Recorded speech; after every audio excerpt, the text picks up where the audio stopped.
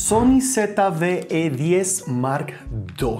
Creo que es la cámara más interesante que he visto de Sony hasta el momento. Este video es un review completo sobre esta cámara. Empecemos. Buenos días, tardes, noches, ¿cómo están? Bienvenido a un día más de video. El día de hoy vamos a hablar sobre esta cámara, la Sony ZV-E10 Mark II, y responder la pregunta que todo el mundo se hace: ¿es de verdad una cámara de entrada de Sony? Por el rango de precio, por las cualidades, por lo que hace, por lo que no. La idea de este video es que al finalizar tú digas, ok, esta cámara es para mí o esta cámara no es para mí. ¿Por qué? Porque en este video voy a darle un punto de vista muy de, ok, ¿para quién es? A ver, yo ya hice un video, un preview de esta cámara, te lo voy a dejar aquí arriba y aquí abajo, sobre mis opiniones muy por encima de la cámara, porque la cámara tiene muchas cosas que no tuve tiempo de probar en ese momento y sí tengo tiempo para probarlas esta vez en esta ocasión. Para aclarar y total transparencia, esta cámara me la prestó Sony Colombia. No tengo ningún tipo de obligación o parcialidad contra ella, bueno, hacia ella. Me toca devolverla de hecho, pero Sony tuvo la bacanería de decir, mira, coge, pruébala y haz un video al respecto. Dile lo que te gusta, dile lo que no te gusta. Y de hecho este video es de eso, para compartir con ustedes las cosas que a mí me parecieron muy buenas, las cosas que me parecieron tan buenas. ¿Qué opino yo en comparación a las otras dos cámaras que tienen el mismo exacto sensor, que son la FX30 y la A6700? Sí, porque tienen el mismo exacto sensor, con diferencias de precios muy diferentes, porque son cámaras muy diferentes, y de eso vamos a hablar en este video. Antes de eso, de hablar todo eso, te recomiendo que de verdad vayas y veas ese video y vuelvas, porque muchas de las cosas que voy a hablar en este video van a ser asumiendo que tú ya viste ese video para que tengas como una visión general de lo que es esta cámara para mí, o por lo menos lo que yo opino de ella. Tal cual lo comenté en el principio de este video va a tener pruebas mucho más a fondo. Va a tener pruebas de autofocus, pruebas de temperatura, pruebas de comparación inclusive con una R50, que es como que la otra cámara competencia. Digo competencia porque están en un rango diferente, están en un segmento diferente. Cuando yo hable la palabra de aquí en adelante, la palabra segmento quiere decir en este rango de precio es un segmento, en este rango de precio es un segmento. Entonces, esta cámara como tal está en un segmento diferente a la R50, pero es considerada la cámara de entrada de Sony para hacer muchas cosas. Y vamos a hablar sobre eso más adelante. Solo para comentarte y darte una razón para que te suscribas, más adelante van a haber videos sobre reviews de esos lentes, que son unos Viltrox, que son lentes económicos que Viltrox me envió para hacerle reviews con esta cámara. Entonces, si quieres ver la opinión sobre los lentes Viltrox, este que es un 40 milímetros, este que es un 56, este que es un angular que es un 13 milímetros y este inclusive que es un 85 milímetros, suscríbete al canal para que estés pendiente sobre reviews de esos lentes que son muy buenos para utilizar con esas cámaras, porque son lentes Sony. Razones para suscribirte, apoyar el canal. Empecemos. Hablemos de las especificaciones de la cámara. ¿Cómo describir esta cámara? Las especificaciones, pues obviamente las pueden buscar por internet. Voy a hablar de las que me parecen a mí, pero la mejor forma de describir esta cámara es que es una FX30 sin ventilación por $800 menos. Sí, esa es la mejor forma que yo encontré para describir esta cámara. Ahora, ¿qué tanta diferencia hacen de verdad esos $800? La idea es que las pruebas de hoy te solucionan esa pregunta, o por lo menos te la respondan o te ayudan a entenderlo un poquito más. Como lo decía, el sensor de esta cámara es el mismo de la FX30 que salió en septiembre de 2022, de la A6700 que salió en julio de 2023 y ese que salió ahorita en julio de 2024 con el mismo sensor. Ahora, ¿qué es una característica muy buena de Sony, que es algo que lleva haciendo por mucho tiempo? Que es que normalmente los sensores los reutilizan en otras cámaras, pero le hacen muchas mejoras de software para poderle sacar más provecho desde el punto de vista interno.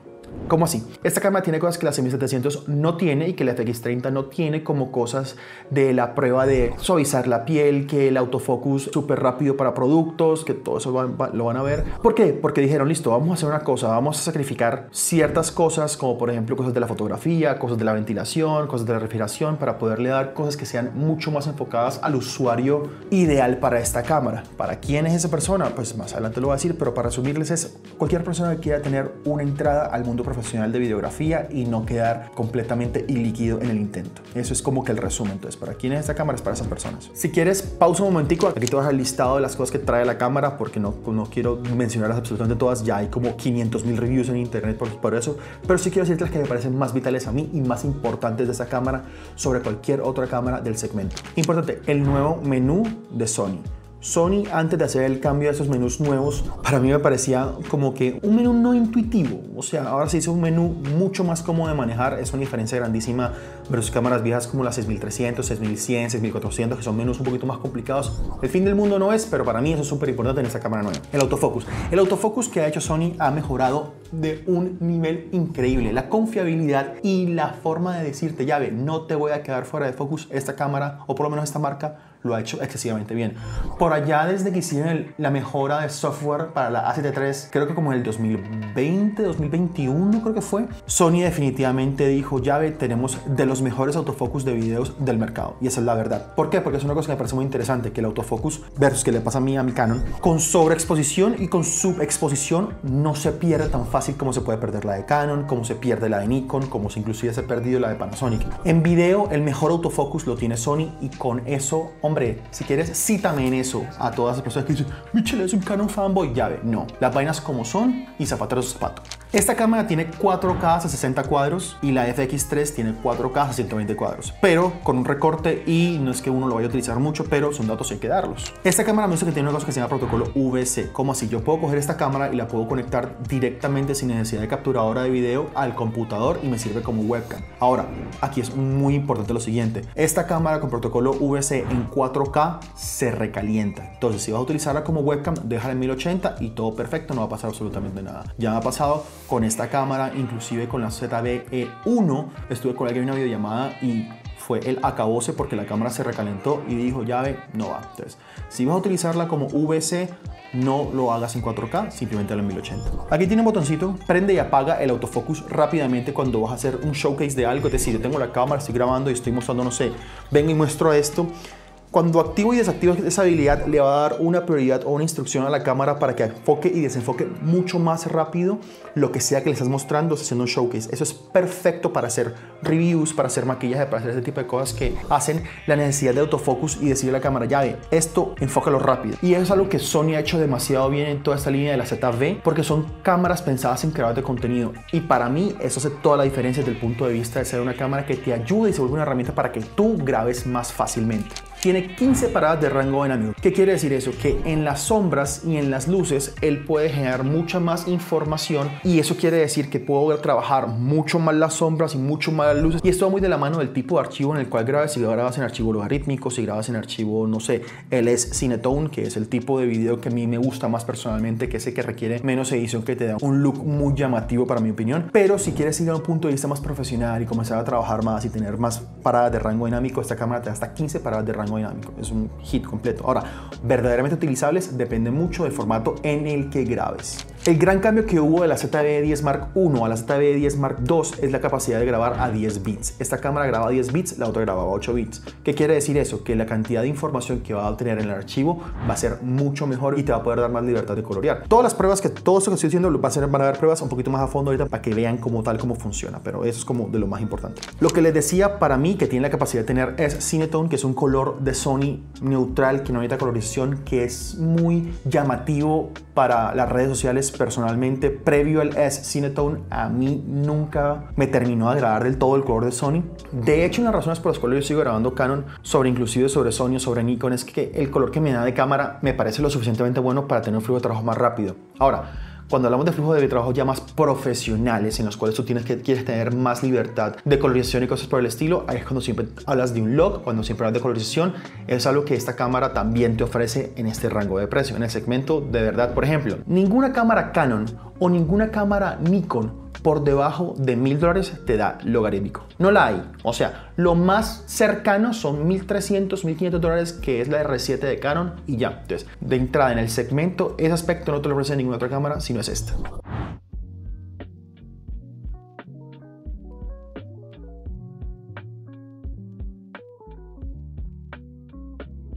Puedes importar LUTs, puedes inclusive coger LUTs. ¿Qué son los LUTs? Son filtros, son cuestiones de colorización predeterminadas y montárselo a la cámara para que tú veas predeterminadamente cómo va a quedar ese look con ese LUT puesto en la cámara, y va a grabarte de todas maneras el archivo en logarítmico. Entonces, como que dices, como que vas a ponerle un maquillaje al video para que tú puedas ver cómo va a quedar y tengas más o menos idea, pero ya después, cuando vas al computador, él va a venir y te lo va a dar el archivo logarítmico, que es un archivo como gris, para que tú lo puedas colorear. Pero esa opción te la da esta cámara. Y para mí, no menos importante, y que es lo que a mí más me gusta de esta cámara, es esto: la batería FZ100. El poder tener la misma batería que la FX30, que la A6700 y que las cámaras full frame para mí la hacen genial como una cámara que puede que no sea tu cámara principal de trabajo profesional, como lo puede ser una 7 IV, una FX3, una 7R5, y la vas a tener como una excelentísima cámara de apoyo para grabar videos porque no tienes que tener otros sets de baterías. A mí eso me parece personalmente lo más hit porque aparte le da una ergonomía mucho más llamativa a esta cámara que yo, por ejemplo, detesto de las cámaras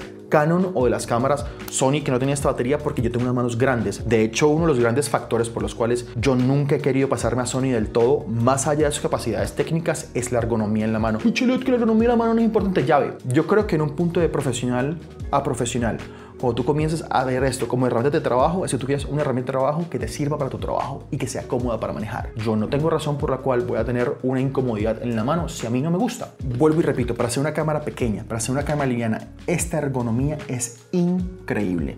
Y eso lo tienen gracias a la batería y el rediseño de la cámara. Entonces, para mí, eso la hacen esta cámara un hit. Son las cosas que a mí me gustan. Paremos aquí rápidamente para verte el patrocinio de este video, que somos Leo y yo. En este momento tenemos unos cursos que están de forma virtual y con unas clases en vivo con una promoción hasta el 15 de noviembre. De hecho, abajo te voy a dejar un link a la descripción de los cursos para que puedas entrar y verlos. De hecho, primero te voy a dejar un video para que tú lo veas y entiendas qué son los cursos y abajo hay un link para que tú entiendas cuáles. Tenemos cursos de todos. Hay desde un combo completo que lo incluye todo, hasta segmentos especializados para lo que tú quieras, inclusive de cómo aprender a cobrar, cómo colorizar, cómo aprender a hacer fotografía de varios tipos. Entonces, ve al link que está ahí abajo, ve la descripción y para el curso más grande te doy un descuento especial que es válido hasta el 15 de noviembre, que es esta palabra que está aquí, DCTO12, que significa descuento 12, que te va a dar un porcentaje de descuento en el precio final. Entonces, ve ahí abajo, mira los cursos, cualquier pregunta me la puedes dejar acá abajo. Sigamos con el video. Aquí en este momento es la parte de las pruebas. Vamos a ver cómo fueron las pruebas que le hice a esta cámara por las últimas 2 semanas, 3 semanas que he tenido la cámara y ustedes darán su opinión. Espero que esas pruebas les ayuden a ustedes para entender de que las probé en escenarios reales, no la probé de que no fueron simplemente como que leí esto o no, fueron escenarios reales. Como te das cuenta en este momento, te estoy mostrando, por ejemplo, cuánto tiempo duró la grabación en modo VC en 4K y cuánto tiempo duró en grabación en modo VC en 1080p. Como te lo dije, en 4K se recalentó, en 1080 nunca tuve ningún tipo de problema. Ojo que es importante que esto lo hagas quitando el limitador de temperatura. Las cámaras Sony tienen un limitador de temperatura en el cual tú puedes poner el umbral de temperatura en alto, pero aún así en temperatura en alto en 4K haciendo VC se me apagó. Entonces, si tú quieres utilizar esta cámara para hacer videos, para hacer stream y quieres grabar en 4K, que para mí es una pérdida de transmisión porque igual transmitir en 4K es un parto, pero bueno, eso es otra cosa aparte. Si tienes que hacer es salida por el micro HDMI que tiene aquí el micro HDMI a una capturadora de video y ahí en 4K si no tienes ningún tipo de problema. Entonces, ese es el primer test que te dejo aquí para que lo veas, que personalmente siento que es muy importante. A mí el protocolo VC, por ejemplo, en la R6 Mark II, que obviamente es más grande, es más temperatura, todas las cosas, me ha durado hasta 4 horas sin ningún tipo de problema. O sea, se me acaba primero la batería. Esas son las diferencias en cuanto a tener una cámara más grande que puede disipar más el calor. Tendré que probar como en cuanto le dura el protocolo VC en 4K a otras cámaras que no sean de la serie ZV, pero para eso Sony vamos a ver si no les gusta que diga ese tipo de cosas, pero ojalá más adelante se pueda dar. Aquí te voy a dejar una prueba del micrófono. Esta cámara tiene algo muy bueno que tiene 3 cápsulas de audio. Te vamos a hacer una prueba de micrófono, tanto cómo suena la cámara sin micrófono externo, con micrófono externo en exteriores para que tú puedas ver. Entonces dejemos la prueba. ¿Qué mejor momento para probar los micrófonos de la cámara incluidos que con la pulidora que tengo al lado de la construcción? En esta auto tiene tanto el micrófono de atrás como el micrófono de adelante, las cápsulas ambas activadas. A ver qué tal suena en este momento. Vamos a cambiar a la cápsula de atrás. O sea, en este momento debería estar dando más enfoque a la parte de atrás. Vamos a ver si aquí le apunto hacia la construcción cómo se escucha. Estoy dando la ventana en este momento que tiene la construcción. Ahora vamos a hacer hacia la parte, otra vez todo global. Ahora hacia la parte de adelante. ¿Qué tal está el audio? A mí me parece, no sé, ¿qué opinan ustedes? Déjamelo saber en los comentarios. Ese es el micrófono incluido. Igual esto no va a superar los micrófonos externos porque a la hora de la verdad hay una regla básica de los micrófonos que es que entre más esté de la fuente del audio y el micrófono va a ser mucho mejor calidad, pero esa es la prueba del micrófono. Cuéntame, ¿qué tal te pareció? Esto aquí tiene mi favorito, que es el Product Showcase Mode, que es lo que te conté, que tú puedes rápidamente enfocar y desenfocar cosas para que la cámara muestre rápidamente eso. Aquí puedes ver la prueba de cómo funciona de rápido el autofocus sin el Product Showcase Mode y con el Product Showcase Mode. Entonces para mí eso es, vuelvo y repito, algo excesivamente bueno si tú eres una persona que va a ser un creador de contenido y más si eres una persona que va a hacer reviews. Porque por ejemplo, si yo viniera y yo quisiera mostrar por ejemplo esto aquí, listo, se demora en enfocar y ven y se demora un poquitico como en volver a mí, o sea, esto va a ser mucho mejor en cuanto a autoenfoque en cuestiones de video. Tal cual lo dije, el autoenfoque de video de Sony es el mejor que hay en el mercado, más que Canon, más que Panasonic, más que Nikon. Aquí les voy a mostrar una cosa que se llama, pues yo lo llamo como el embellecimiento, el nombre oficial lo voy a dejar acá, pero es que te ayuda a tener un tipo de filtro para que las pieles se vean un poquito más suaves. Esto es como se ve la piel con el efecto de suavizar de piel apagado. El siguiente va a ser el efecto de suavizar de piel prendido en versión baja.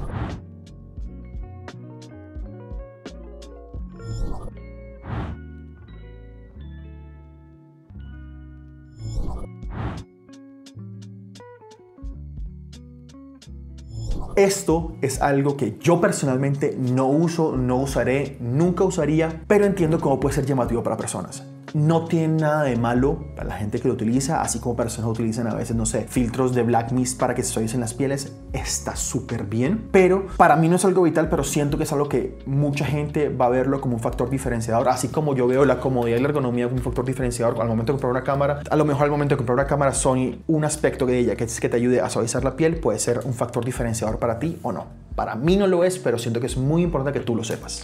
Otra cosa que tiene que es el modo cinemático, que literalmente lo que hace es ponerle un par de franjas arriba y abajo a la cámara, pero eso hace que tenga un look más cine, porque el aspecto cambia de 16:9 a 21:9 creo que es, lo voy a dejar pues aquí puesto, que es el aspecto de cine, que es un aspecto mucho más alargado, más usada para hacer cosas cinemáticas. Aunque siento que para mí lo cinemático tiene que tener simplemente buena iluminación y otras cosas, pero bueno. Voy a comenzar a hablar sobre los test de calentamiento que le hice. Hice unas pruebas en las cuales exigí la cámara a escenarios muy reales y muy largos, como por ejemplo si voy a grabar un podcast, que grabe afuera en el sol, grabe en la sombra. Voy a dejarte aquí la tabla de información de las pruebas que hice para que veas, y siento que es muy importante tener esta información porque ahí es donde yo personalmente siento que los $800 de diferencia entre esta cámara y la FX30 salen a relucir. La FX30 es una cámara muy dada al trabajo profesional, a un trabajo de video por mucho tiempo, a una exigencia muy grande a la cámara, cosas que esta cámara no te da. Por ejemplo, la FX30 tiene la capacidad de meterle tarjetas CF Express tipo A. Esta cámara únicamente tiene hasta UHS 2, que es un cierto nivel de velocidad, y cuando comienzas a grabar en esquemas de video muy altos como 4K 60 o algo por el estilo, o 4K 60 log 10 bits,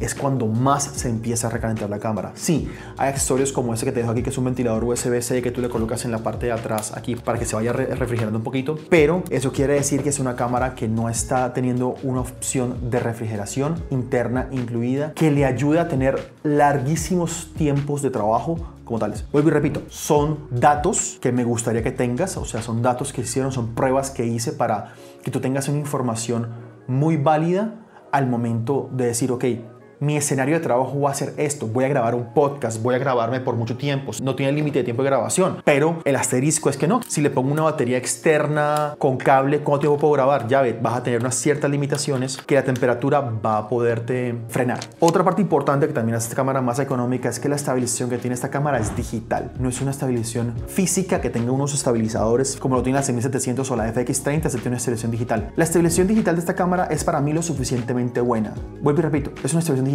Si quieres algo más, pues cómprate un gimbal. La ventaja de eso es que al ser una cámara tan pequeña puedes tener gimbals mucho más pequeños que te ayudan a tener un aspecto muy profesional con algo muy liviano. Personalmente es una cosa que me parece un hit. Como lo mencioné, te estoy mostrando, tiene autofocus muy bueno en sobreexposición y en subexposición. Las cámaras de otras marcas tienden a perder autofocus cuando están sobreexpuestas o subexpuestas. En ese aspecto siento que Sony ha hecho un trabajo increíble.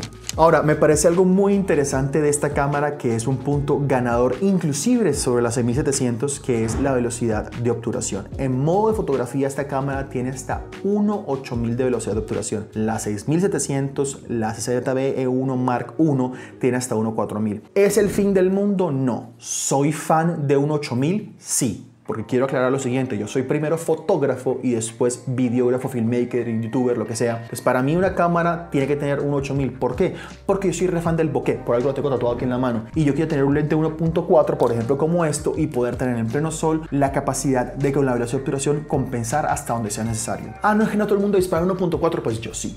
Yo soy fan de 1.4, para mí entre más borrosito mejor, y tener autoenfoque y tener velocidad de obturación en una cámara para mí es vital.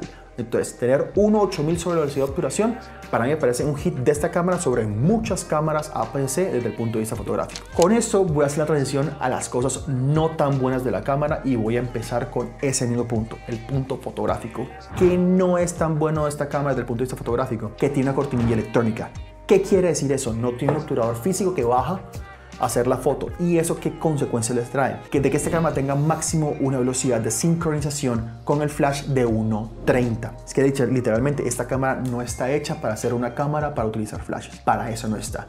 La línea ZV de Sony es una línea hecha para video, pensado primero en video. Pero entonces, punto para la ZV-E10 Mark I, tiene sincronización hasta 1.60. 1/160, perdón. Tiene sincronización hasta 1/160. Quiere decir que tú puedes utilizar un flash y sincronizarlo hasta 1/160 de velocidad de obturación. Pero para una persona que no utiliza flash como yo, que hace fotografía con luces LED, esta cámara es perfecta. Ahí es, pero el asterisco está en si eres fotógrafo de flash. Si tienes flash, esta cámara no es para ti. Ahora, pasemos al segundo contra o segundo punto a mejorar que para mucha gente va a tener esta cámara, es el precio. Al momento de grabar este video, esta cámara sin el lente está en $998 y está como en $1098 con el lente, que de por sí es un lente de kit muy bueno. Es un lente de kit nuevo con buen autofocus, ahorita le paso una prueba. Pero es una cámara que ronda los $1000. No es un precio de entrada. De hecho, hay muchas cámaras que podrían servirte para hacer una cámara de entrada de Sony con muchas cualidades que son muy parecidas a estas, que yo personalmente recomendaría más, como la ZV-1F. A mí me encanta esa cámara y es una cámara de $500 con el lente incluido. Pero esta cámara está hecha para hacer ese paso entre, ok, quiero algo de entrada, pero quiero ahondar un poquitico más en el mundo profesional, versus que la ZV-1F es una cámara muy de entrada y ya. Eso es lo que hace que esta cámara tenga ese precio. Es un precio para lo que ofrece muy bueno, pero para la mayoría de gente que quiere empezar con la fotografía o empezar con la videografía, es un precio a lo mejor un poquito elevado. Ahora, sigue siendo una excelente opción versus el precio irse por la ZV-E10 Mark I, por la 6400, inclusive por la ZV-1F, como lo decía, me parecen opciones mucho más económicas que pueden hacer lo que la mayoría de gente en el punto de entrada va a necesitar. Entonces, bueno, ese es el segundo contra que le da esta cámara, el precio. Otro contra, lo que decía, la temperatura. Para mí, esta cámara no es un caballo de trabajo. Para mí, esta cámara no es un trabajo para producciones largas por la temperatura. Esta cámara se recalienta en ambientes hostiles, se recalienta en ambientes prolongados y es una contra que quiero que la gente tenga en cuenta al momento de trabajar con esta cámara. No es una cámara que te va a dejar tirado para ambientes de grabar videito de YouTube, o sea, si yo tuviera esta cámara para acá, para mi casa, para hacer este tipo de videos, sería mucho más que suficiente, inclusive hasta overkill, pero me daría la posibilidad de hacer muchas cosas. Pero para no que le vaya a llevar una producción que, no sé, voy a hacer algo, un trabajo todo un día, no es tal vez la cámara que buscarías. Tal vez ahorra un poquito más y vete por una FX30. Si quieres tenerla como cámara principal de fotografía, mejor ahorra más y vete por una 6700. Esa es la verdad. ¿Por qué? Porque es una cámara no pensada principalmente en la fotografía. ¿Puede hacer fotos? Sí. ¿Puede ayudarte con la luz indicada a hacer buenas fotos? También. ¿Pero es diseñada para hacer fotografía? No. Porque otra cosa que a mí no me gusta personalmente, y eso ya lo he dicho muchas veces, a mí si una cámara no tiene un visor electrónico para poner el ojo, no soy fan de ella. Porque hoy repito, yo soy fotógrafo primero, videógrafo después. ¿Que se pueden hacer fotos así? Sí. Pero que para mí es el visor vital porque no tienes luz dándole al visor, porque puedes encuadrar más fácil, porque tienes mejor resolución normalmente en las pantallas pequeñas, ya. Pero bueno, eso es yo tratando de encontrar los contras a esta cámara. Hablemos ahora sí de los verdaderos pros. En este rango de precios no vas a encontrar ninguna cámara que haga lo que esta cámara. No la vas a encontrar. No hay, hasta el momento no existe en este rango de precio. Demasiado pro. Que tenga las baterías de sus hermanas mayores, para mí me parece algo increíble. Es la cámara perfecta para toda esa persona que quiere tener ese paso a lo profesional y no quedarse barro. O sea, con esta cámara, lo que decía, tú puedes comprar esta cámara en $1000 sin el lente y puedes comprarte varios lentes de otras marcas como Sigma, como Viltrox, como Tamron, y en $1500 tener una cámara que te va a ayudar a hacer trabajos muy profesionales para cualquier tipo de contenido. Para contenido de redes, para trabajar con marcas en trabajos pequeños, para hacer contenido de YouTube, para todo eso, eso me parece una cámara demasiado pro. Si le colocas tus ventiladores USB-C, esta cámara te puede ayudar mucho más tiempo, te puede durar mucho más tiempo para trabajos más largos y prolongados como grabaciones de podcast y cosas así, pero yo no lo utilizaría para hacer. O sea, yo no apostaría toda mi plata en eso, pero es una opción. Y me gusta dárselas a ustedes. Entonces, hablemos de las conclusiones. Esta cámara es excelente para todas las personas que quieren hacer ese paso a mejorar más el video. Grabar en 10 bits, grabar 422, grabar en un buen log, tener rango dinámico, tener acceso a otras cosas que te da cámaras más profesionales como la FX30 y 6700. Esta cámara es para eso. Vuelvo y repito, no es una cámara pensada para fotografía como la 6700, no es una cámara pensada para trabajar todo el tiempo en video como la FX30, pero es una cámara que puede como que darte el preámbulo a lo que va a ser trabajar con esas cámaras. Vuelvo y repito, mismo sensor. Entonces no hay ningún problema en cuanto a la calidad del video. Para mí es perfecta como una segunda cámara de video para acompañar trabajos más profesionales como una FX30, una FX3, una 7 una 7R5, cosas así. Si quieres una cámara para que simplemente comparta baterías y te ayude como para grabar video por detrás de, es perfecta. La pregunta es, ¿yo la compraría? Si mi trabajo fuera únicamente hacer videos de YouTube, hacer reviews, hacer contenido para redes sociales, definitivamente. No hay mejor cámara que pueda darme ese look profesional en ese rango de precio. Así de simple y sencillo. Ahora, si fuera a empezar mi carrera como productor audiovisual, como una persona que va a trabajar con la cámara, sí, la compraría como una cámara para empezar y que me fuera puente para después hacerme un equipo un poquito más profesional como la FX30, definitivamente. Si fuera a hacer fotografía primero, no sería la opción que primero compraría. Compraría una Sony A6700. Eso es lo que yo haría como tal si mi primera prioridad fuera la fotografía. Antes de terminar el video, entonces te quiero decir que abajo van a estar links de Amazon, de afiliados, que son links en los cuales si tú compras por ahí apoyas al canal, no te valen un centavo más, pero Amazon me da una pequeña comisión. Si vas a comprar en Colombia, puedes comprar en la página oficial de Sony o también hay un par de distribuidores, te lo puedo dejar el link ahí abajo. También recuerda lo de los cursos en la cual tú puedes mejorar tus conocimientos y apoyas también este canal de esa manera. Ahora, para terminar el video, este va a ser ahora el estándar de mis reviews, unos reviews un poco más largos, unos reviews un poco más densos, tal vez no hay contenido fácil de digerir como lo puede ser para TikTok, para Instagram. Cuéntame qué opinas de este tipo de reviews, ¿te gustan? Cualquier pregunta que tengas sobre la cámara la puedes dejar abajo, voy a estar respondiendo todas las preguntas. Por lo tanto, suscríbete al canal, compártele este video a una persona que esté pensando en esta cámara, dale like, eso me ayuda a que otras personas vean este video y sin ser más, nos vemos la próxima. Chao, chao.